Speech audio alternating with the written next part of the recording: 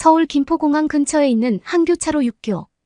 이제 막 한국에 도착한 듯한 외국인 커플이 커다란 여행 가방을 들고 다니며 육교로 걸어가고 있습니다.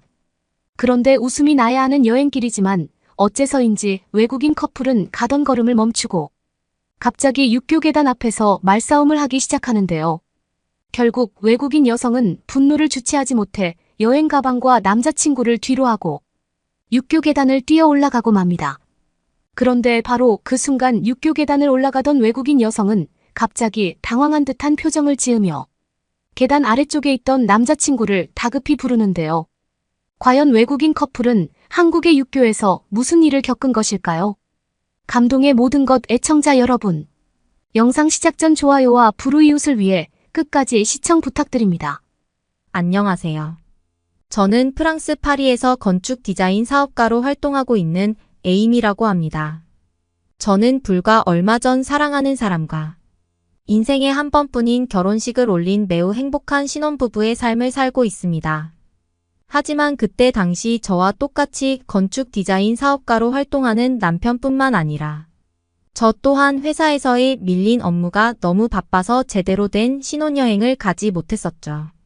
약 3개월 후 서로의 바쁜 업무가 어느 정도 처리되고 나자 남편은 저에게 지금이라도 발리로 신혼여행을 가자며 저를 설득했고 저 또한 너무나 기분 좋은 마음에 흔쾌히 남편의 제안에 동의하고 발리로의 신혼여행을 준비하게 되었습니다. 개인 건축가로 활동하는 남편은 별다른 일이 없었지만 저는 그때까지도 한 디자인 회사와 사옥 건물에 대한 프로젝트가 진행 중이었고 발리 신혼여행에 대한 계획은 모두 남편에게 맡긴 채 나머지 일처리를 진행했어요.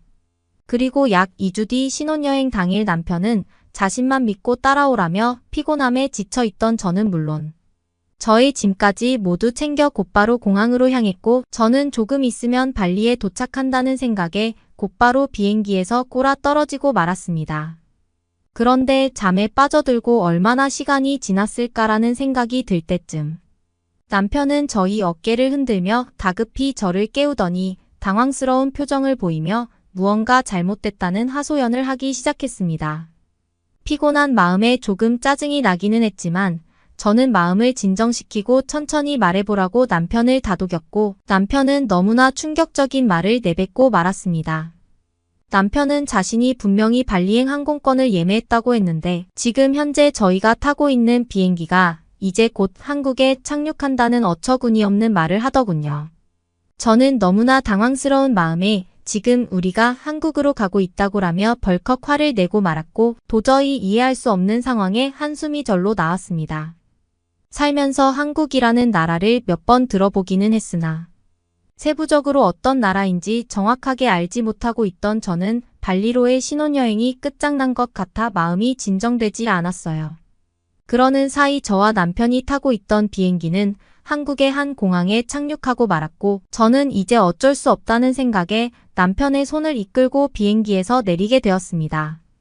발리로 간다는 남편의 계획에 무려 2주 이상의 휴가를 냈던 저는 울분이 풀리지 않았고 곧바로 남편을 통해 다시 돌아가는 비행기 표를 알아봤지만 여행 성수기라 그런지 그 어떠한 항공권도 급하게는 예매할 수가 없는 상황이더군요.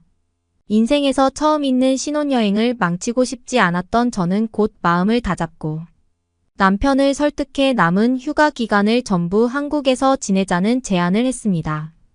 사실 한국에 대해 전혀 알지 못하고 있던 저로서도 하나의 도전이었지만 어쩔 수 없는 상황이었고 그렇게 저는 남편의 손을 붙잡고 공항의 입국 심사를 밟아 나갔죠. 그런데 한국의 공항 중앙 통로로 들어온 순간부터 저는 무언가 이상하다라는 감정을 느끼기 시작했는데요. 어째서인지 한국의 공항은 제가 태어난 프랑스 파리의 공항보다 더욱더 거대한 규모를 가지고 있었고 충격적일 정도로 공항이 너무나 깨끗하고 쾌적했기 때문입니다. 누군가에게는 별것 아닐 수 있겠지만 실제 파리의 공항은 공항 내부에 쓰레기가 굴러다니거나 담배꽁초가 그대로 있는 경우가 많은데 이상하게도 한국의 공항에서는 이런 쓰레기 자체를 볼 수가 없었습니다. 그리고 바로 그때 저는 한국의 공항에 있던 수백 명 이상의 밝은 표정을 하고 있는 외국인들이 보였습니다. 저는 곧바로 세계 일주 경험이 있던 친구에게 전화를 걸어 지금 한국에 왔는데 한국이 여행하기 어떻냐고 물어보았고 친구는 자신이 경험했던 나라 중 한국에서의 여행 기억이 제일 좋았다면서 남편의 한순간 실수로 한국에 가게 되었지만 오히려 그것이 엄청난 행운을 잡은 것이라는 말과 함께 오히려 저보다 더 들뜬 모습을 보이더군요. 그런데 더욱 놀라운 것은 공항 밖으로 나오고 난 이후였습니다. 파리에서는 공항 밖으로 나오면 사실상 차가 없으면 그 어떤 것도 이용할 수 없는 황무지의 인프라를 가지고 있는데 어째서인지 한국은 공항 바로 옆에 엄청나게 큰 쇼핑몰이 있는 것뿐만 아니라 지하철과 기차, 심지어는 고속버스와 리무진 버스까지 전부 이용할 수 있는 엄청난 교통터미널이 공항과 붙어 있었습니다. 심지어 버스를 타는 곳에는 정확히 언제 버스가 도착하는지 디지털 시계로 표시되고 있었고 저는 정말 처음 겪어보는 편리한 시스템에 눈이 휘둥그레지고 말았어요.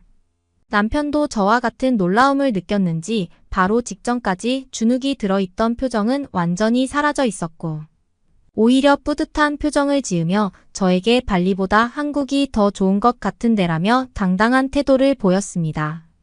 내친 김에 남편과 저는 지하철을 타고 한국의 중심 수도 서울로 가보기로 했고 바로 그날 인생에서 처음 제대로 된 지하철을 이용할 수 있었습니다. 파리에도 지하철이 있기는 하지만 한국의 지하철은 프랑스와는 아예 차원이 다른 수준이었는데요. 제가 제일 놀랐던 것은 바로 지하철 내부에서 저와 같은 여행객을 위한 짐을 보관할 수 있는 장소가 있다는 사실과 거기에 있던 승객 중 그 누구도 그것을 훔쳐가려고 하지 않았기 때문입니다. 심지어 지하철 내부에서 다음 정차역이 어떤 역이고 몇 분 뒤 도착하는지 공항의 버스와 똑같이 디지털 시계는 물론 외국인을 배려한 외국어까지 표시되는 디지털 안내판은 정말 충격 그 자체였죠. 지난 20년의 세월 동안 프랑스가 정말 선진국이라고 생각했지만 그저 평범한 교통수단인 한국의 지하철을 경험한 순간 저는 프랑스가 얼마나 후진국인지 뼈저리게 깨닫게 되었습니다. 그렇게 남편과 함께 두리번거리며 지하철 이곳저곳을 구경하고 있자 한 한국인 청년은 매우 능숙한 영어 실력으로 저희에게 어느 나라 사람인지 물은 뒤 자신의 도움이 필요하냐는 친절을 베풀었는데 저는 바로 이때 프랑스에서 태어난 걸 후회하고 말았습니다. 꽤 삭막하고 시민의식이 없는 프랑스에서는 누군가 길에서 말을 걸면 나의 돈을 뜯으려고 수작을 부리는구나라고 생각하고 도망쳐 버리지만 어째서인지 한국에서는 대부분의 한국인들이 저희에게 먼저 친절을 베풀며 정말로 도움을 주려는 진정한 선진국 시민으로서의 태도를 보이고 있었기 때문이죠. 당황한 저와 남편은 정말 처음 겪어보는 한국인의 배려에 할 말을 잃고 말았고 왜 세계 일주를 다녔던 친구가 한국에서의 여행이 생각난다고 했는지 느낄 수 있었습니다. 그렇게 신이 난 저와 남편은 내친 김에 지하철에서 내린 후 무작정 서울의 도시를 걸어 다니기 시작했습니다. 신기하게도 파리에서는 같은 도시에 있더라도 골목마다 치안이 좋지 않거나 발전하지 않은 곳이 많은데 어째서인지 한국의 서울이라는 도시는 사소한 길까지도 전부 깨끗하게 관리되어 있어서 돌아다니기 너무나 편하더군요. 약 1시간 동안 서울의 길거리를 걸으며 파리와 너무나 비교되는 모습에 당황하고 있을 때쯤 저는 굉장히 이상한 광경을 보게 되었습니다. 그것은 한눈에 보아도 평범한 육교처럼 보였지만 어째서인지 육교 정중앙 한복판에 무언가 이상한 물건이 보였기 때문인데요.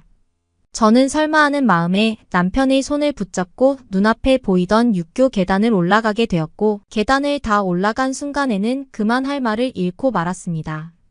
놀랍게도 한국의 육교 한복판에는 음료수를 뽑아 마실 수 있는 자판기뿐만 아니라 파리에서는 보기조차 힘들었던 현금 인출기인 ATM기, 심지어는 작은 공연을 할 수 있는 음악 무대까지 마련되어 있었는데요.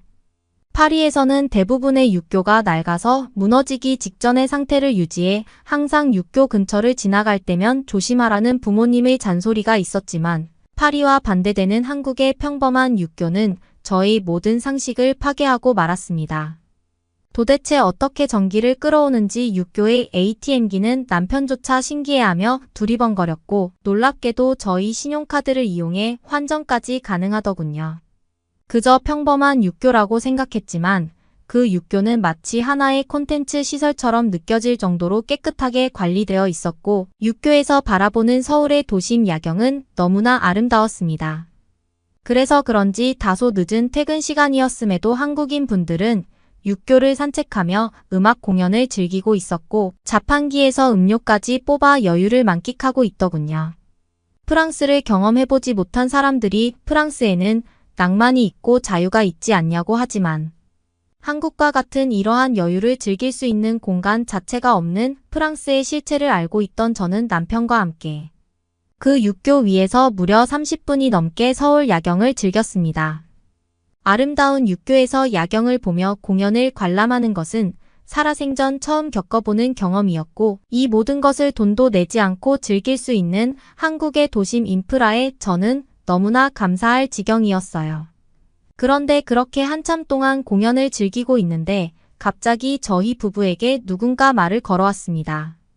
자세히 보니 산책을 나온 듯한 젊은 한국인 부부가 저희에게 혹시 파리에서 왔냐는 질문과 함께 혹시 여행에 대한 계획이 없으면 들고 있던 짐을 맡기고 같이 저녁을 먹는 것이 어떻겠냐는 제안을 하더군요. 한국인 분들은 제가 들고 다니던 여행 캐리어를 보고 파리에서 왔다는 것을 알아차린 것 같았고 저는 능숙한 한국인 분들의 영어 실력과 배려에 흔쾌히 그 제안을 수락하게 되었습니다. 때마침 계속해서 여행 가방을 들고 다니던 저는 팔이 너무나 아팠기에 남편도 저와 같은 생각으로 보였고 파리에서 전혀 느껴보지 못한 정말 친절한 그 느낌에 처음 보는 한국인 분들과의 저녁 식사가 기대되기까지 했습니다. 그런데 계속해서 무거운 여행 캐리어를 끌고 다녀서 그랬던 것일까요? 육교를 내려오던 바로 그 순간 저는 손목이 뒤틀리는 느낌과 함께 그만 캐리어를 놓치고 말았고 너무나 고통스러워서 육교 난간에 주저앉고 말았습니다. 급작스러운 저의 고통에 한국인 부부분들은 굉장히 당황한 것처럼 보였지만 이내 저의 손목이 아픈 것을 알아차리더니 곧바로 남편에게 저를 업으라고 한 뒤 자신들을 따라오라고 하더군요. 이미 시간은 너무 늦어버려서 갈 수 있는 병원도 없을 것이고 병원비를 낼 해외의 보험조차 가입하지 않아 너무 막막한 심정이었지만 남편은 그저 저를 업고 한국인 분들을 따라 달리기 시작했습니다. 그런데 남편에게 업히고 정말 몇 분도 지나지 않은 시간 놀랍게도 한국인 분들은 저희를 병원 응급실로 데려갔는데요. 파리에서는 저녁 7시만 넘으면 사실상 아무리 중심 도시라도 응급실을 이용할 수 있는 시간 자체가 너무나 한정적인데 이렇게 근처에 곧바로 이용할 수 있는 응급실이 있는 한국의 상황에 저는 충격을 받고 말았습니다.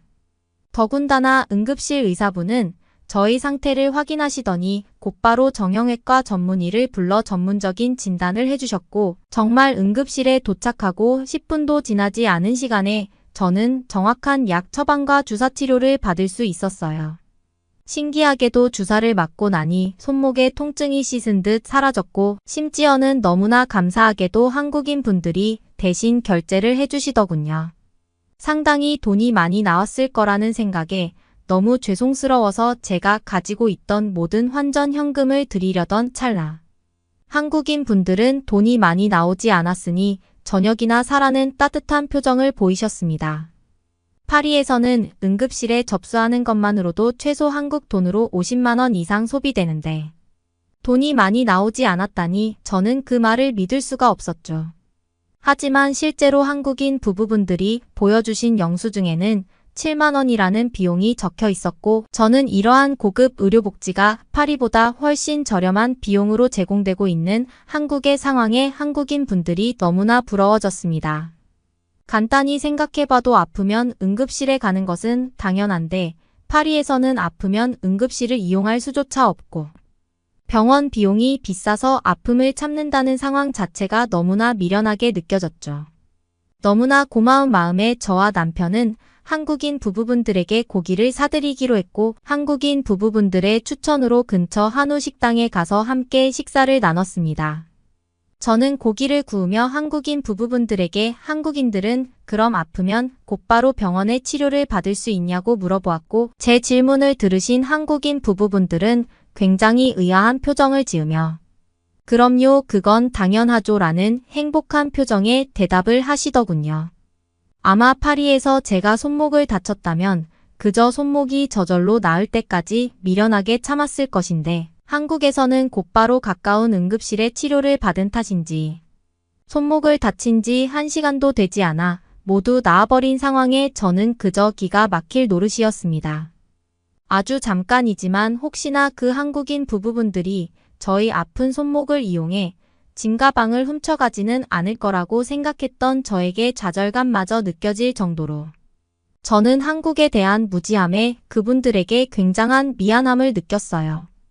특히나 거기에 더해 응급실의 비용이 이렇게나 싸다니. 한국에서는 이렇게 병원을 운영해도 남는 것이 있을까라는 생각마저 들었습니다.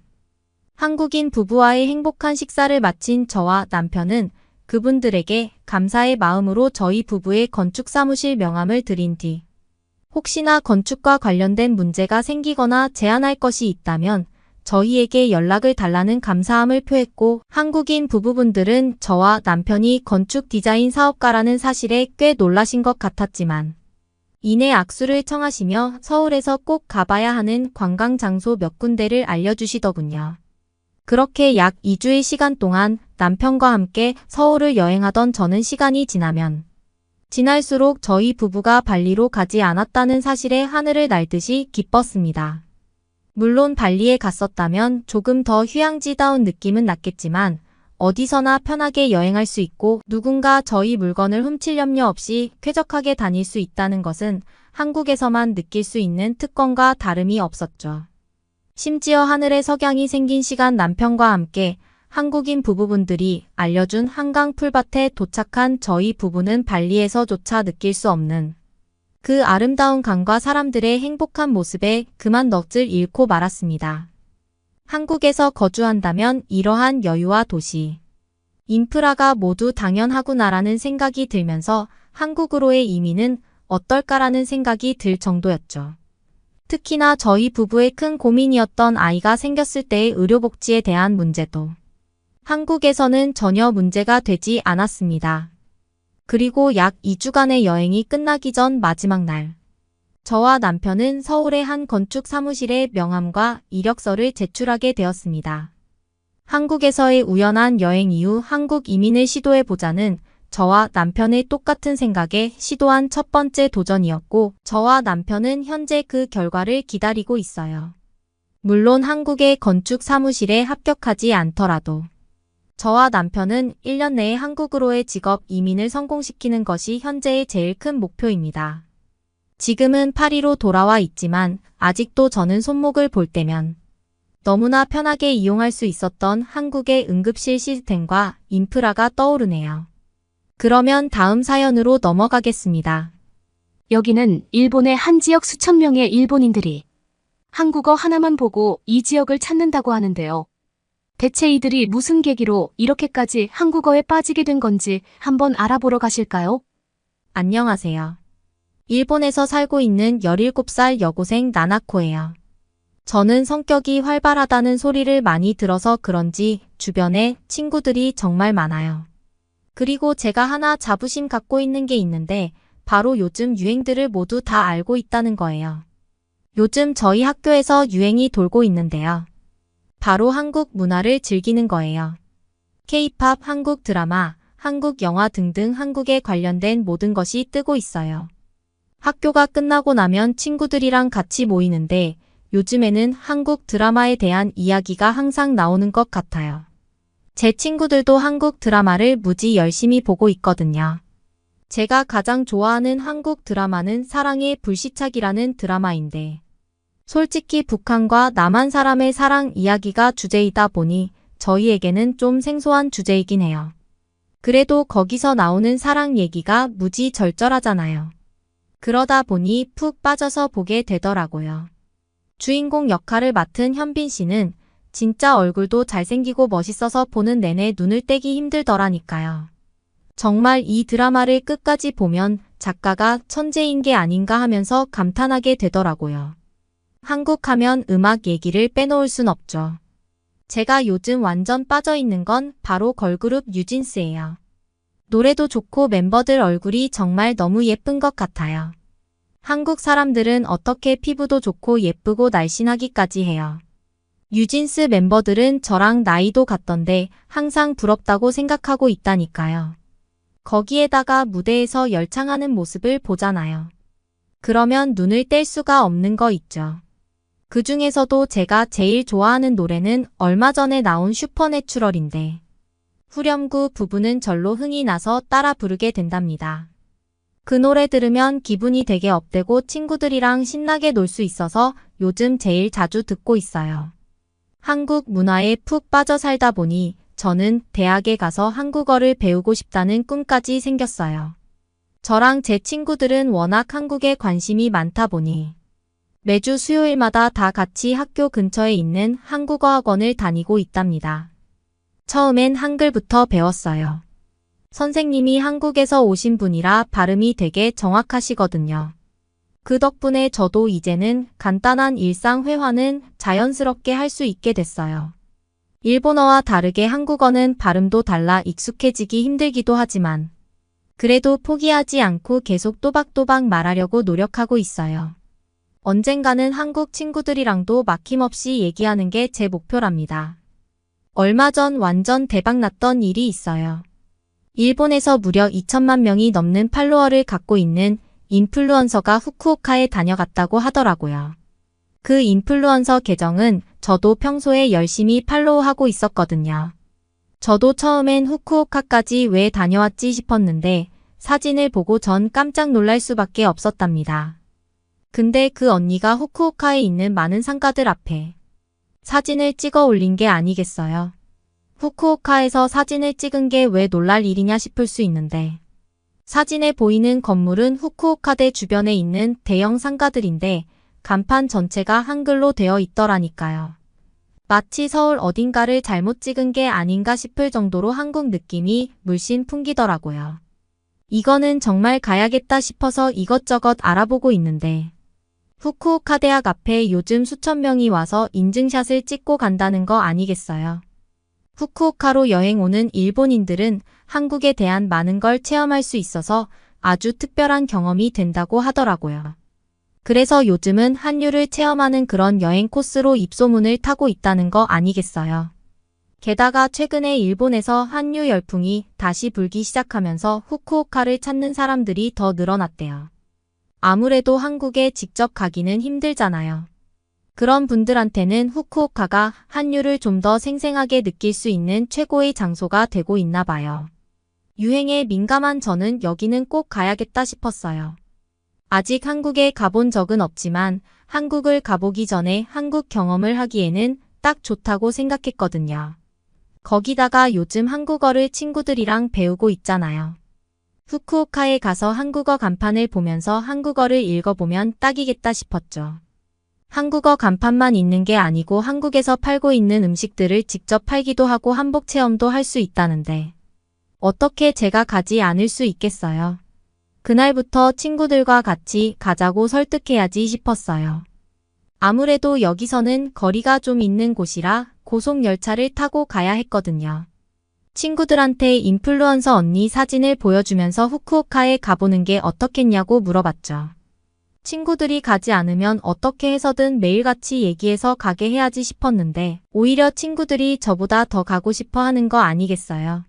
그렇게 같이 한국어를 공부하고 있는 친구 4명이랑 함께 주말에 가보기로 했어요. 생각만 해도 너무 신나서 벌써부터 머릿속으로 후쿠오카대 앞에서 찍을 인생샷 포즈를 연습하고 있었다니까요. 주말만을 목 빠지게 기다리던 저는 금요일 밤에 잠이 안 오는 거 있죠. 잠을 설쳐 약속에 늦을까 헐레벌떡 뛰어가는데 이미 친구들이 먼저 와서 기다리고 있는 거 아니겠어요. 오죽하면 친구들이 후쿠오카를 가자고 한 애가 제일 늦게 오면 어떻게 하냐면서 저를 혼내기까지 하더라고요.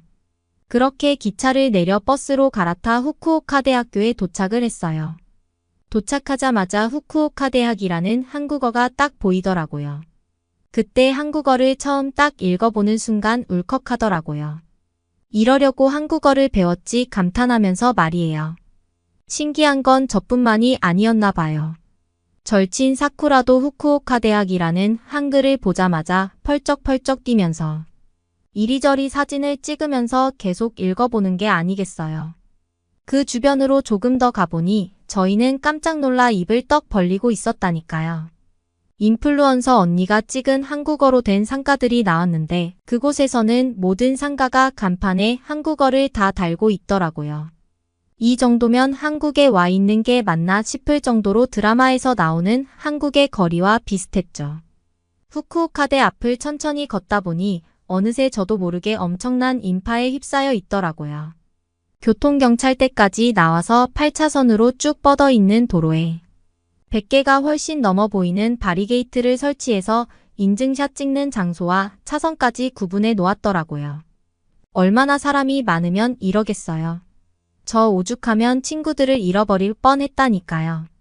정신없이 북적이는 인파 속에서 저는 문득 저희 학교에만 한류가 인기 있는 것이 아니라 일본 모두 한류에 푹 빠져 있구나 싶었죠. 저희는 그렇게 한국어 간판들 앞에서 번갈아가면서 사진을 찍어주고 계획했던 한복을 대여하러 가기로 했어요. 호기심에 들뜬 마음으로 한복 대여점에 들어섰는데 친구 사쿠라가 갑자기 미심쩍은 표정을 지으며 저희에게 물어보는 게 아니겠어요. 야, 그런데 말이야, 우리가 입으려는 이 한복. 일본 전통복인 기모노를 한국이 그대로 베껴왔다는 얘기 못 들어봤어? 순간 머릿속이 하얘졌어요. 한국어를 배운다는 얘가 아직도 저렇게 잘못된 편견을 갖고 있는다는 게 저를 당황하게 만들었죠. 사쿠라도 몰라서 그런 걸 테니 차근차근 얘기해줬죠. 한복이 처음 생겨날 당시 중국이나 일본까지 유행이 퍼져서 일본의 전통 의상에 영향을 준 거지. 한국이 기모노를 베껴서 만든 게 아니라고요. 사쿠라와는 천천히 설명하는 저를 보면서 오히려 궁금했던 게 해결되었다는 뉘앙스를 취하며 고맙다고까지 인사를 했죠. 문화는 서로 부대끼고 영향을 주고받으면서 발전하는 거잖아요. 한복이 한국에 자랑할 만한 전통 의상인 건 인정해야 한다고 생각했어요. 친구들과는 서로 무슨 색 한복이 더 잘 어울리는지 다 대보면서 어울리는 걸 골라주고 했답니다. 저는 예쁜 노란색을 띠는 치마와 하얀색 빛을 띠는 저고리를 골랐어요. 풍성한 치마를 입고 빙그르르 돌면서 딱 멈추니 커다란 동그라미를 그리며 치마가 부풀어지는 거 아니겠어요? 괜히 어릴 적 만화 속에서 나오는 풍성한 치마를 입은 공주님이 된 것 같더라고요. 저희는 그렇게 신나서 한복을 입고 상가 앞 거리를 다시 나섰죠. 인플루언서 언니처럼 따라해보겠다고 똑같이 포즈도 취해보고 사진 구도도 이리저리 바꿔가면서 찍어가며 노력을 했던 것 같아요. 저희 중 사쿠라는 그걸 보면서 저희들이 찍어주는 사진이 맘에 안 든다고 전문가한테 찍어달라고 할 거라고 휙 가버리는 게 아니겠어요. 아무래도 사쿠라는 자기 사진이 제일 예쁘게 나와야 한다고 생각하는 친구라서 이해해 주기로 했죠. 그렇게 사쿠라가 없는 동안 저희는 사쿠라보다 더 예쁜 사진을 찍겠다고 더 열심히 사진을 찍었던 것 같아요. 사진을 다 찍고 신나게 구경하던 저희에게 사쿠라가 울면서 다가오는 게 아니겠어요. 이유를 물어보니 전문 사진가에게 인생샷을 부탁했다가 완전히 망쳐버렸다는 거였죠. 기대가 컸던 만큼 실망도 큰 모양이었어요. 사쿠라가 찍어준 사진을 보니까 저희가 봐도 사진을 좀 엉망진창 찍기는 했더라고요.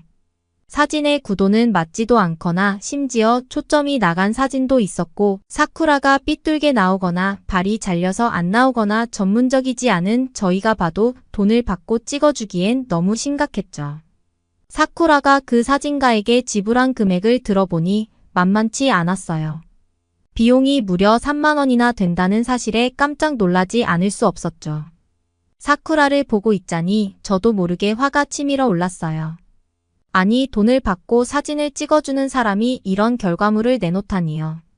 마치 누군가 대충 휴대폰으로 찍어준 것 같은 퀄리티로 3만 원이라는 돈이 너무나 아까웠죠. 저라도 이러면 펑펑 울고 싶을 거예요. 그래서 전 사쿠라를 달래주면서 함께 그 사진가를 찾으러 가자고 제안했어요. 이렇게 부실한 작품을 받고 넘어갈 순 없으니까요. 물론 환불까지는 아니더라도 최소한 제대로 된 사진을 찍어달라고 항의라도 해야 속이 시원할 것 같았거든요. 그렇게 사쿠라가 사진가가 있었던 곳을 데려갔는데 그 사진가를 찾으려고 해도 도무지 눈에 띄질 않는 거예요. 북적이는 인파 속에서 꼼꼼히 둘러봐도 아까 사쿠라의 사진을 찍어주던 그 사람의 모습은 어디에도 보이지 않더라고요.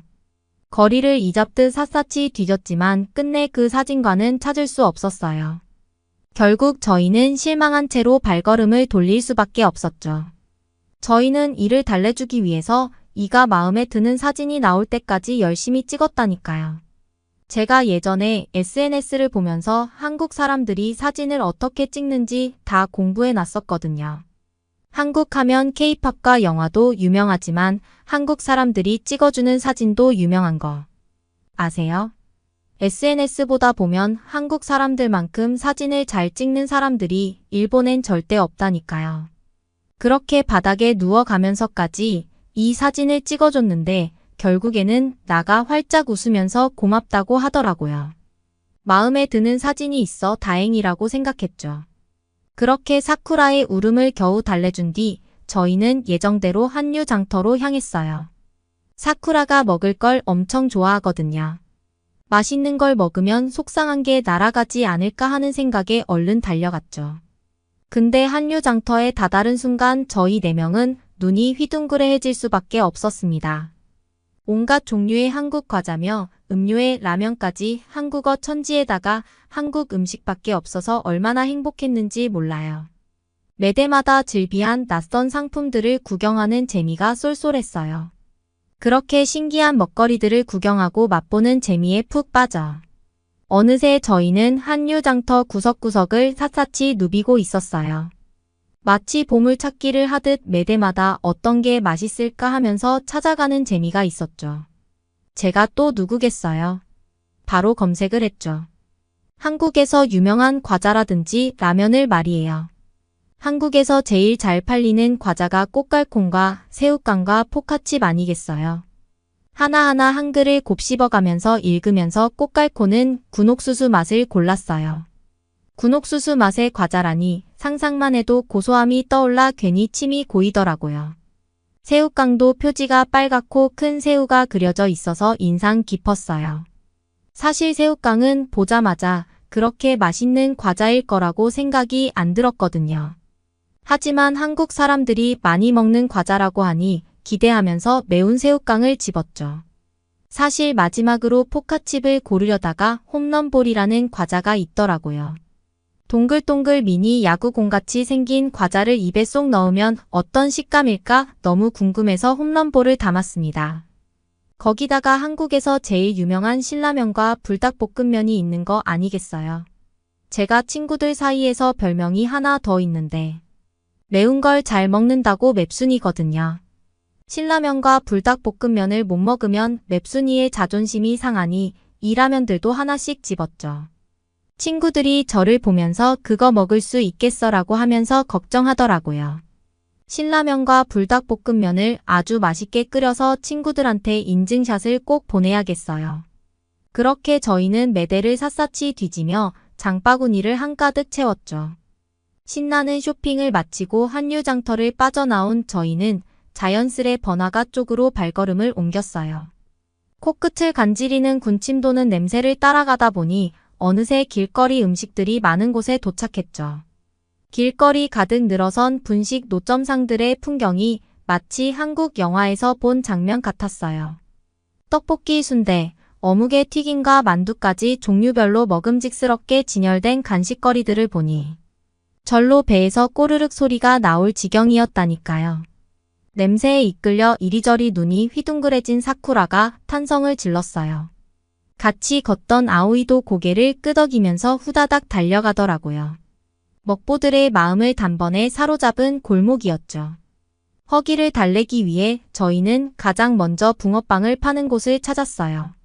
달콤한 판내음이 풍겨오는 가꾸운 붕어빵을 하니 베어 물자 입안 가득 행복한 단맛이 퍼져나가는 게 느껴지는 게 아니겠어요.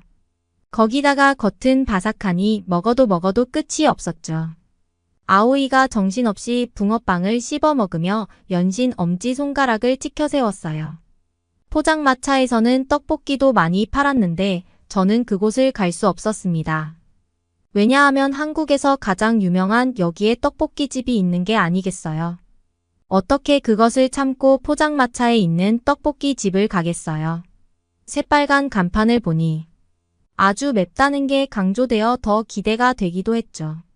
나름대로 저녁 시간이 되기 전에 빨리 온 건데도 불구하고 줄이 꽤 길더라고요.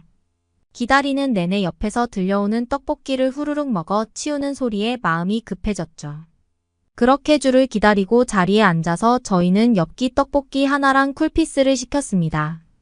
한국 사람들이 떡볶이를 먹을 때 쿨피스는 필수라고 했거든요. 드디어 저희 차례가 되어 한 접시 받아든 순간 얼얼할 정도로 빨간 국물 색깔에 절로 침이 꿀꺽 넘어갔다니까요. 오죽하면 냄새도 너무 매워서 기침이 나올 뻔했다니까요. 한 입 더 먹자마자 매콤한 맛에 혀가 얼얼해지면서도 이내 감칠맛에 절로 눈이 떠지는 거 아니겠어요.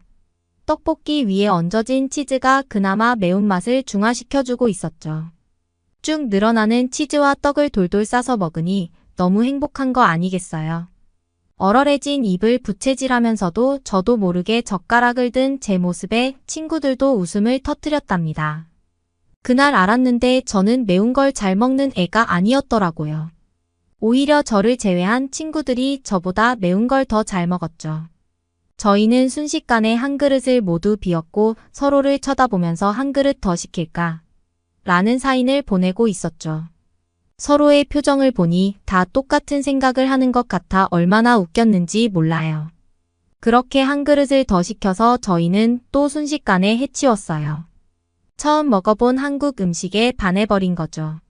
한국 음식은 원래 이렇게 먹어도 또 먹고 싶나요? 적당히 달콤하면서 짭짤하면서 중독에서 헤어나올 수 없었죠. 떡볶이도 이렇게 맛있는데 유명한 한국 음식들은 얼마나 맛있을지 상상이 가지 않았어요.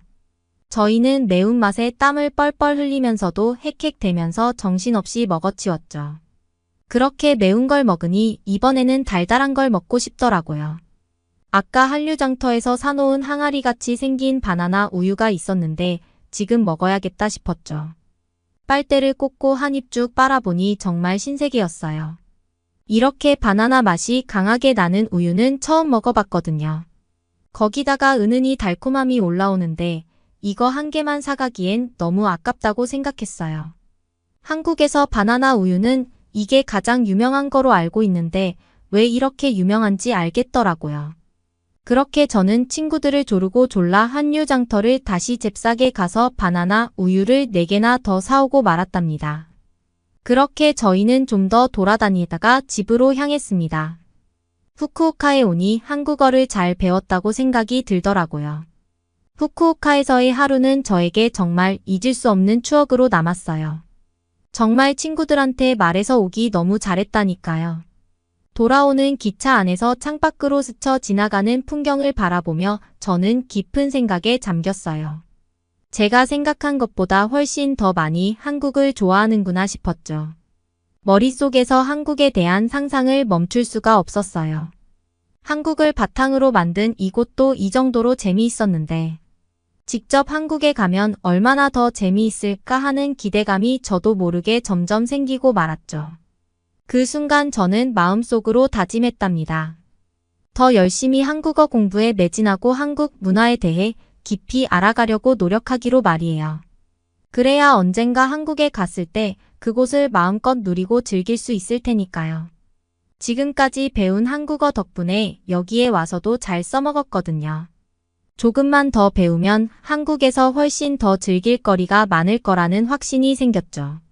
그날 이후로 저는 집에서 엄마 아빠한테 계속 조르기 시작했어요.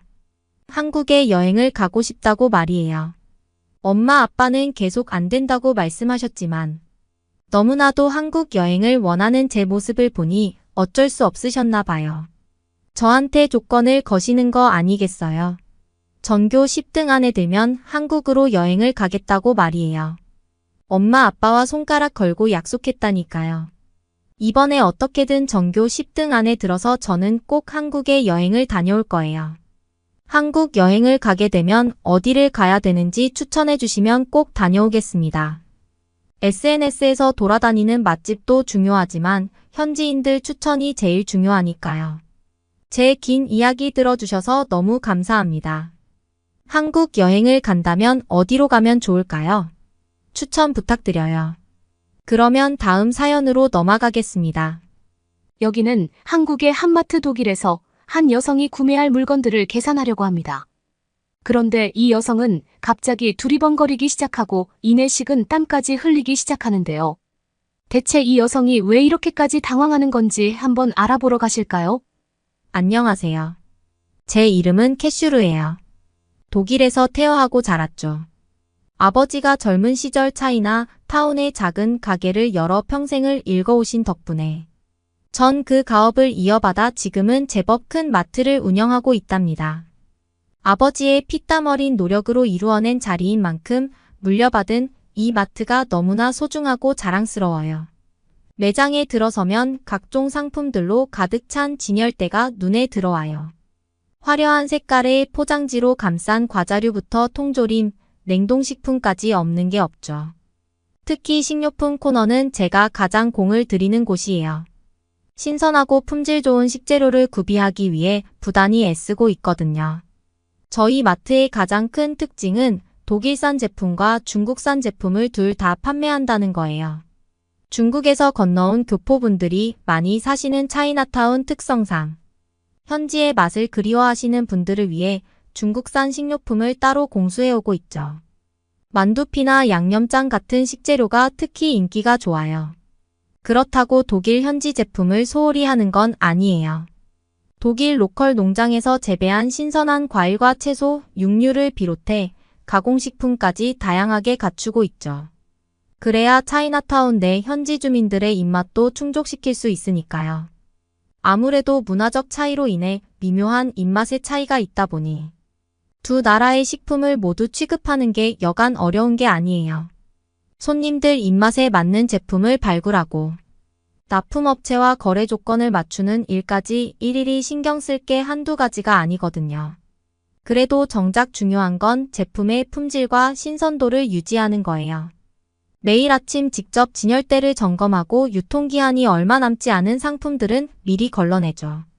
한 번이라도 상한 음식을 팔아서 손님들 건강에 악영향을 끼치는 일은 결단코 없어야 한다는 게 제 철칙이거든요. 차이나타운에서 자리 잡은 지 어언 20년 이제는 많은 단골 손님들이 저희 가게를 믿고 찾아주시죠. 아무리 바빠도 일일이 안부를 물으며 정을 나누는 게 또 마트를 운영하는 재미랄까요? 앞으로도 아버지의 가업을 더욱 튼튼하게 일궈나가는 것. 그게 바로 제 꿈이고 앞으로 나아갈 길이랍니다. 하지만 한편으론 마음이 무거울 때도 있어요. 솔직히 독일에서 마트를 운영한다는 게 결코 녹록지 않거든요. 말 그대로 열심히 노력한 만큼 결실을 거둘 수 있다는 보장이 없달까요? 안타깝게도 요즘 같은 시국엔 사건 사고가 끊이질 않아요. 특히 절도 문제가 갈수록 극성이에요. 어떤 손님들은 슬쩍 물건을 집어가는가 하면 대놓고 만져본 물건을 도로 제자리에 내려놓지 않고 그냥 품에 넣고 가버리기도 해요. 그래서 매장 곳곳에 CCTV를 설치해두긴 했는데 그걸로 모든 도둑을 잡아내기엔 역부족이에요. 게다가 직원 관리도 여간 꼴찌 아픈 게 아니에요. 성실하고 일 잘하는 직원이야 언제나 고마운 존재이지만 문제는 그렇지 못한 직원들이에요. 하루가 멀다 하고 결근에 지각이 밥 먹듯 하는 직원들 보면 속이 터질 것만 같아요. 일할 마음이 없으면 그냥 나가라고 할 수도 없고 그렇다고 불성실한 태도를 그냥 눈 감아줄 수도 없고 원칙대로 한다면서 또 인정에 약해 봐주기를 반복하다 보면 제 자신한테 화가 날 때도 많아요. 허나 그럴 때마다 문득 정신이 번쩍 들곤 해요. 할아버지 아버지로 이어져 온 가족의 사업을 내가 이 자리에서 물러설 수 없다는 책임감 때문이에요. 마트를 지키는 게 곧 우리 가족의 삶과 직결된다는 걸 잘 알고 있거든요. 그 막중한 소임을 내려놓을 수 없다는 각오로 수없이 마음을 다잡곤 해요. 어떤 때는 정말 자존심이 상하는 일도 있었어요. 바로 작년 블랙 프라이데이 때 있었던 사건 말이에요. 그날은 1년 중 최대 규모의 세일 행사를 진행한 날이었죠. 온 매장이 발 디딜 틈 없이 북적거렸어요. 쇼핑에 열을 올리는 사람들로 문전성시를 이뤘죠. 그런데 오후쯤 되니까 갑자기 이상한 낌새가 느껴지더라고요. 10대로 보이는 남자애들이 수상하게 큰 카트에 물건을 잔뜩 담고 있었거든요. 순간 불길한 기분이 들어 눈을 떼지 않고 지켜보는데 그 녀석들이 갑자기 카트를 밀고 출구 쪽으로 내달리는 거예요. 깜짝 놀라서 쫓아가려고 했는데 이미 한참을 달아난 후였어요. 청소년들이라 그런지 달리기가 아주 빨랐거든요. 전 온 힘을 다해 뛰어갔지만 그들을 따라잡기엔 역부족이었죠. 그렇다고 포기할 순 없어서 바로 경찰에 신고를 했어요. 하지만 1시간이 넘도록 기다려도 경찰은 오지 않았어요. 급한 마음에 다시 전화를 걸어보니 블랙 프라이데이라 그런지 도난 사건이 많이 발생해서 현장에 출동하기 힘들다는 거예요. 그 말을 듣는 순간 머리가 하얘지면서 이게 현실인지 믿기지가 않더라고요. 사실 그날은 우리 매장 매출의 절반가량을 좌우하는 중요한 날이었거든요. 잃어버린 돈도 문제지만 손님들의 신뢰마저 잃었다는 것이 가장 마음 아팠어요. 그런데 제가 요즘 가장 골머리를 앓고 있는 건 따로 있었어요. 바로 셀프 계산대 때문이에요. 작년부터 인건비 절감을 위해 셀프 계산대를 도입했거든요. 처음엔 손님들도 신기해하면서 잘 이용하시는 것 같았어요. 하지만 얼마 지나지 않아 심각한 문제가 발생했죠. 일부 손님들이 고의로 물건을 계산하지 않고 빼돌리는 거예요. 셀프 계산대에서는 바코드를 직접 찍어야 하잖아요. 근데 어떤 사람들은 바코드를 찍는 신용만 하고선 비닐봉지에 물건을 쑤셔 담더니 태연이 나가버리더라고요. 처음에는 이해가 안 갔어요. CCTV로 다 보이는데 어떻게 저런 짓을 하나 싶었죠. 하지만 알고 보니 셀프 계산대 특성상 사각지대가 있다는 사실을 간파한 거였어요. 바코드를 정확히 인식했는지 확인할 방법이 없으니 일부러 계산을 피하는 사람들이 생긴 거죠. 이런 일이 반복되다 보니 매달 엄청난 적자가 발생하기 시작했어요. 가끔 물건을 훔치는 게 아니라 거의 일상다반사로 저지르는 사람들이 있더라고요. 인건비는 줄일 수 있겠지만 그로 인해 엄청난 손실을 떠한 게 생겼으니까요. 정말 난감하고 막막한 노릇이에요. 사실 저도 절도 문제에 대한 뾰족한 대책은 없어요. 매번 손님을 의심하고 감시하는 것도 좋은 방법은 아니잖아요. 그렇다고 셀프 계산대를 없앨 순 없고 하루에도 몇 번씩 머리를 쥐어짜며 고민하지만 답은 나오지 않네요. 손님을 더 세심하게 관찰하는 수밖에 없나 봐요. 수상한 행동을 보이는 사람이 있다면 즉시 다가가 물어볼 생각이에요. 그래도 계산을 안 하고 가는 사람들을 잡는 건 여전히 쉽지 않겠죠. 점점 요령이 늘어가는 편법을 어떻게 막아낼 수 있을지 막막할 따름이에요. 이렇게 마트 운영이 힘들어질 즈음 작년에 갑자기 아버지께서 큰 사고를 당하셨어요. 매장에서 일하시다 높은 곳에서 떨어진 물건의 발등을 심하게 다치신 거예요. 병원에 실려가시는 아버지의 모습을 보니 문 앞이 캄캄하더라고요. 평소에 건강하시던 분이 이렇게 쓰러지실 줄은 상상도 못했거든요. 아무리 재빨리 119에 신고를 했어도 병원으로 가는 내내 불안한 마음을 감출 수가 없었어요. 큰 부상이 아니길 간절히 빌면서도 마음 한편으로는 엄청난 두려움이 밀려오더라고요. 아버지가 쉬는 동안 어머니와 제가 힘을 합쳐가게 일을 도맡아 해야 했어요. 고되고 버거운 나날의 연속이었죠. 손님 응대부터 물품 관리까지 할 일이 천지였지만 도와줄 사람은 없었어요. 하루는 정신없이 일하다 보니 중요한 거래처와의 미팅 약속을 깡그리 잊고 말았어요. 평소 같았으면 아버지가 꼭 리마인드 해주셨을 텐데 그날따라 깜빡 잊고 만 거예요. 결국 거래처 사장님께 크게 실망을 안겨드리고 말았죠. 그 일로 몇 년을 거래해온 업체와 계약이 깨지는 바람에 엄청난 물량을 해외에서 새로 수입해야 했어요. 저는 그때 처음으로 중국으로 출장을 가게 되었어요. 생전 처음 가보는 곳에서 낯선 사람들과 계약을 진행해야 한다는 게 무척 부담스러웠죠. 하지만 마트를 지키기 위해선 어쩔 수 없는 선택이었어요. 그렇다고 아버지를 보낼 노릇은 아니었으니까요. 중국행 비행기에서 내리자마자 공항 밖으로 나오는 순간 숨을 제대로 쉴 수가 없었어요. 마치 숨통이 턱 막히는 것처럼 답답하더라고요. 이게 바로 중국의 대기오염이구나 싶었죠. 밖을 보니 뿌연 안개가 자욱이 깔려 있는데 그게 안개가 아니라 미세먼지라는 걸 직감할 수 있었어요. 얼마나 공기가 탁한지 코를 크게 벌렁거려도 산소가 부족한 기분이 들더라니까요. 다행히 아버지의 배려 덕분에 전 마스크를 쓰고 다닐 수 있었어요. 중국에 가게 되면 꼭 마스크부터 챙기라고 몇 번이고 당부하셨거든요. 하지만 그 마스크마저도 오염된 공기를 완벽히 차단하기 역부족이었어요.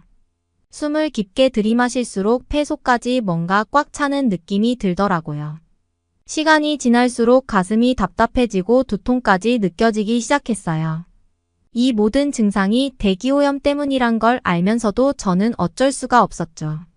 중국에 온 이상 일정을 소화해야만 했으니까요. 어쨌든 전 용케 버티고 버텼죠. 드디어 중국 현지 유통업체와의 미팅 날짜가 잡혔어요. 근데 약속 장소에 일찍 도착해버려서 시간이 좀 남더라고요. 마침 근처에 큰 마트가 있길래 잠시 둘러보기로 했어요.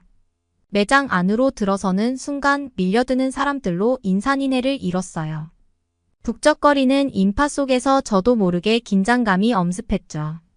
게다가 매장 내부의 불결함은 상상 이상이었어요. 바닥에 음식물 쓰레기가 여기저기 흩어져 있는데 직원들은 그걸 치울 생각조차 안 하는 눈치더라고요. 생선이나 고기 코너는 피 묻은 도마가 그대로 방치돼 있어서 위생 상태가 의심스러웠죠.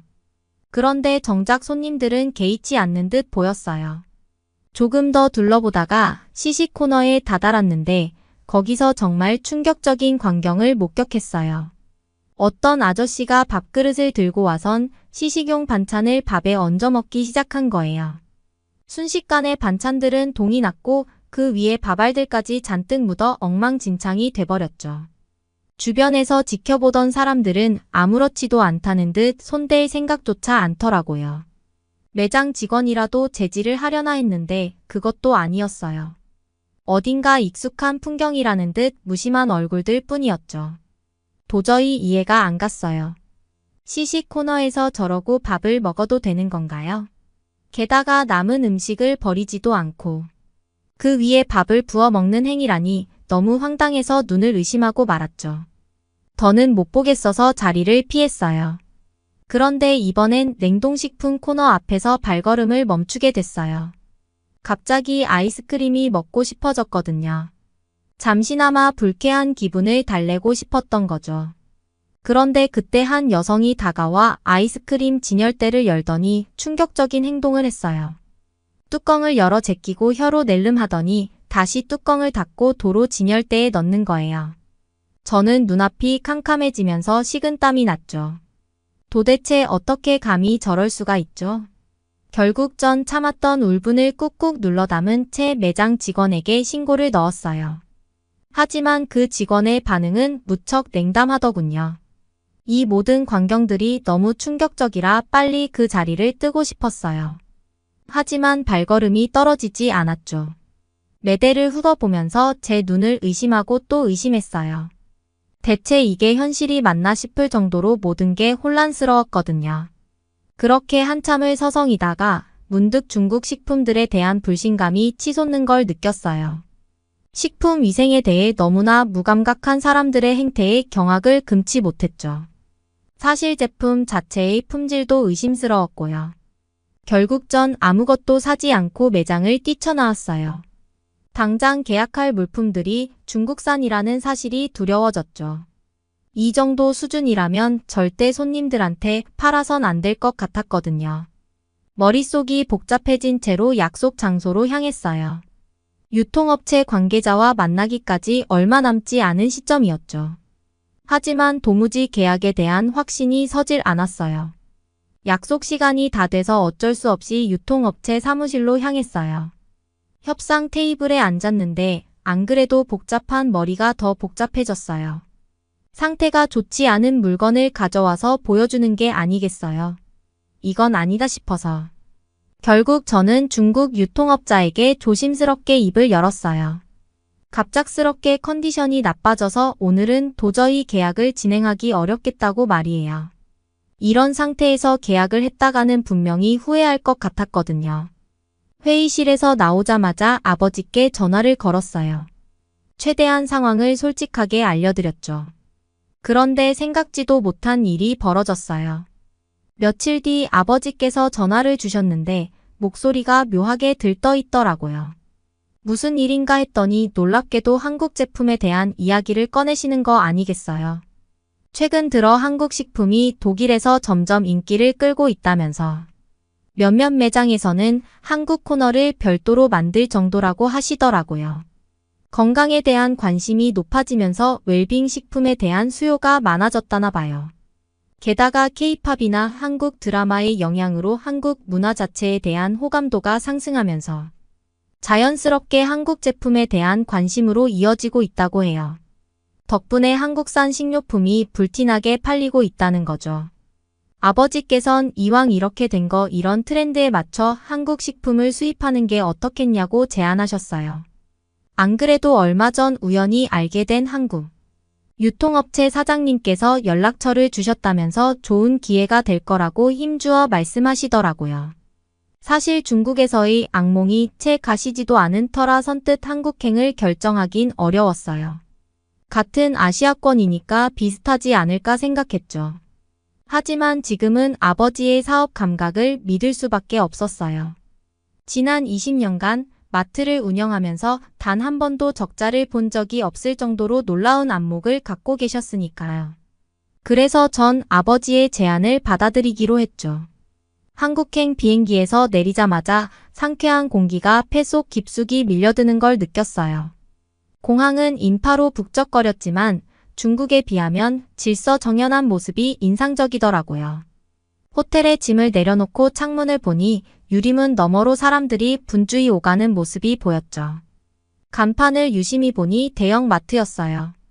이 늦은 시간인데도 문을 활짝 열어놓은 걸 보니 영업 중인가 보더라고요. 혹시나 독일이나 중국의 그런 마트와 비슷하지는 않을까 방문하는 게 고민되긴 했지만 호기심을 억누를 수 없었어요. 한국은 어떤 물건들을 팔고 손님들은 어떻게 쇼핑하는지 궁금해졌달까요? 이왕 주변을 둘러보는 김에 구경이라도 할까 싶어졌어요. 내일 미팅 전 머리를 식힐 겸 둘러보는 것도 좋을 것 같았거든요.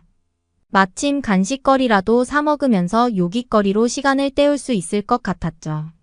그렇게 마음을 정하고선 저는 호기심 가득한 얼굴로 한국 마트에 첫 발을 내디뎠어요. 자동문이 스르륵 열리면서 밝고 환한 매장 안으로 들어섰죠. 과연 어떤 풍경이 펼쳐질지 왠지 모를 기대감에 절로 마음이 설레고 있었어요. 마트 안으로 들어서자 밝은 조명과 함께 시원한 냉기가 저를 휘감았어요. 사방에 즐비한 진열대엔 형형색색의 상품들이 가득했죠. 싱싱한 야채며 과일부터 정육, 유제품에 이르기까지 독일 마트보다 물건의 종류가 더 많은 느낌이더라고요. 매장을 한 바퀴 둘러보니 바로 눈에 들어오는 게 있었죠. 그건 바로 마트 내의 청결함이었어요.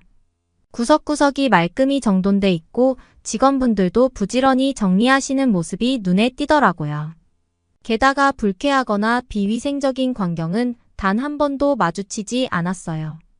불과 며칠 전 겪은 중국 마트의 충격적인 모습과는 하늘과 땅 차이였죠. 진열대 사이를 오가는 사람들의 질서 있는 모습 또한 새로웠어요. 이것저것 담고 마지막으로 계산만 하면 끝이어서 얼른 발걸음을 옮겼어요. 계산대를 보자마자 저는 충격에 휩싸이고 말았어요. 당연히 한국 마트는 제가 운영하는 마트보다 훨씬 커서 캐셔분들이 많이 계실 줄 알았는데 오히려 셀프 계산대를 더 많이 운영하는 거 아니겠어요? 독일 마트 셀프 계산대는 엉망진창인데 자신의 차례를 기다리려고 새치기 없이 줄을 선 한국 사람들 모습이 너무 신기하더라고요. 그리고 셀프 계산대 옆에는 직원분 한 분이 근무 중이셨어요. 고든 자세로 서서 손님들을 살피는 모습이 인상적이었죠. 처음엔 기계 오작동이라도 나서 직원분이 오신 줄 알았는데 자세히 보니 계산하는 고객분들을 도와주고 계셨죠. 사용이 익숙하지 않거나 물건 계산이 제대로 되지 않은 손님분들에게 다가가 친절히 설명해 주시는 모습에 감탄이 절로 나왔어요. 찡그린 표정 하나 없이 내내 웃음을 잃지 않는 태도가 참 보기 좋았죠. 저희 매장에는 없는 풍경이라 새삼 놀라웠어요. 셀프 계산대를 처음 도입했을 때의 일이 떠올랐죠. 저희 마트에서는 낯선 기계의 어려움을 겪는 손님분들을 보면서도 막상 달려가 도와드리기 힘들었거든요. 인력이 부족한 탓도 있었지만 이용 방법을 알려드리는 게 직원의 역할이라고 생각하지 못했죠. 속으로는 저러다 익숙해지시겠지 하는 안일한 마음뿐이었어요. 이런 세심한 배려가 있었다면 저희 매장의 손님분들도 훨씬 편하게 쇼핑하실 수 있지 않았을까요? 지금이라도 늦지 않았으니 돌아가면 꼭 아버지께 제안드려 봐야겠다고 마음먹었죠. 직원분의 도움을 받아 무사히 물건을 계산하시는 손님분들을 보니 절로 흐뭇해졌어요. 그렇게 한국 마트 이곳저곳에 감탄하던 중 드디어 제 차례가 되었어요. 물건 한 개의 바코드를 찍고 다른 물건을 찍으려는 순간 저는 당황할 수밖에 없었죠. 갑자기 알림창이 뜨더니 다른 물건의 바코드를 찍는데 오류가 발생하는 게 아니겠어요. 저는 어떻게 해야 할지 몰라 두리번거리고 있었죠. 순간 당황하기 시작하고 나니 식은땀이 흐르더라고요. 그때 아까 서 계시던 직원 한 분이 저한테 와서 번역기를 돌려가며 친절하게 셀프 계산대에 설명을 해주시더라고요. 바코드를 찍은 물건은 꼭 오른쪽 저울에 놓아야 된다고 말이에요. 저는 그 말을 듣자마자 저울이 어딨냐고 두리번거렸죠. 제 모습을 보던 직원분께서는 오른쪽에 스캐너라고 적혀 있는 곳에 놓아줘야 된다고 친절하게 다시 설명해 주셨죠. 저는 신기한 광경에 제 눈이 동그래졌어요. 저희 마트는 셀프 계산대에서 도난 사고가 많이 나는데 한국은 이런 식으로 도난을 방지하는 거구나 하는 생각에 절로 감탄이 나오더라고요. 호텔로 돌아와 침대에 앉자마자 저는 한국 마트에서 산 쇼핑백을 풀기 시작했어요. 자기 전에 가볍게 과자를 먹고 싶어 아까 구매한 쿠쿠다스를 꺼냈어요. 가볍게 봉지를 뜯자 고소한 향이 코끝을 간지럽혔어요. 손에 쥔 비스킷의 모양새는 소박하고 평범했지만 한 입 깨물자마자 달콤한 맛이 폭발하는 듯 했죠. 처음엔 딱딱한 식감이 느껴졌지만 입안에서 부드럽게 사르르 녹아내리는 걸 느끼는 순간 깜짝 놀랐어요. 어떻게 한국 과자는 겉은 바삭하고 속은 부드럽게 과자를 만들 수 있는 걸까요? 그 독특한 식감에 푹 빠져 한참 동안 우물거렸어요. 은은하지만 깊이 있는 달콤함이 혀끝을 사로잡아 놓지 않았어요. 결국 속는 셈치고 한 봉지를 단숨에 비워버리고 말았죠. 한국 사람들은 과자까지 잘 만드는구나 싶더라고요. 다음 날 약속 장소에 도착하니 벌써 유통업체 관계자분들이 도착해 계셨어요. 명함을 주고받으며 서로를 소개하는데 모두들 환한 미소를 짓고 계셔서 절로 기분이 좋아지더라고요. 분위기가 무르익자 본격적으로 상담이 시작됐죠. 그동안 우리 마트에서 취급해온 제품들과 운영 현황을 설명드렸어요. 덕분에 궁금해하시는 점들을 속 시원히 여쭤볼 수 있었죠. 또 제가 어제 둘러본 매장의 인상과 한국 시장에 대한 의견, 수입하고 싶은 품목 등에 대해서도 열심히 말씀드렸어요. 상담이 한창일 때 관계자분들이 사전에 준비해 오신 한국 제품 샘플들을 내놓으셨어요. 각 상품들의 원재료와 제조 과정, 인기 요인 등을 꼼꼼히 소개해 주셨죠. 저는 눈을 똑바로 뜨고 귀를 쫑긋 세운 채 열심히 듣고 또 물어보았어요. 무엇보다 식품의 신선도와 품질 관리가 엄격하다는 걸 느낄 수 있었어요. 원재료 본연의 맛을 살리면서 건강까지 챙기는 제품들이 많더라고요. 유통 과정에서도 위생과 안전을 최우선하는 시스템이 돋보였죠. 이런 훌륭한 상품이라면 우리 매장에서 팔지 않을 이유가 없었어요. 제가 사 먹어보고 직접 경험한 바로는 그 맛과 퀄리티가 최고 수준이었으니까요. 이왕이면 신뢰할 수 있고 자부심 가질 만한 파트너와 일하고 싶다는 생각이 간절해졌어요. 저는 깊은 고민 없이 계약을 하기로 결정했죠. 마지막으로 아버지께 전화를 걸어 계약 소식을 알렸어요. 흥분된 목소리로 좋은 소식이라며 기뻐하시는 아버지를 보니 절로 뿌듯함이 밀려오더라고요. 당장이라도 아버지를 한국으로 모시고 오고 싶다는 생각이 간절해졌죠. 한국에서의 알찬 시간을 보내고 돌아가는 비행기 안전은 조용히 눈을 감고 이런저런 생각을 했어요. 한국에서의 경험이 앞으로 우리 마트를 어떻게 변화시킬지 가슴이 설레더라고요. 앞으로 제 인생을 바꾸게 해준 한국 너무 감사해요. 아버지가 괜찮아지시면 바로 모시고 한국으로 와야겠어요. 한국을 오게 되면 어디를 갈지 추천해 주시면 꼭 가보겠습니다.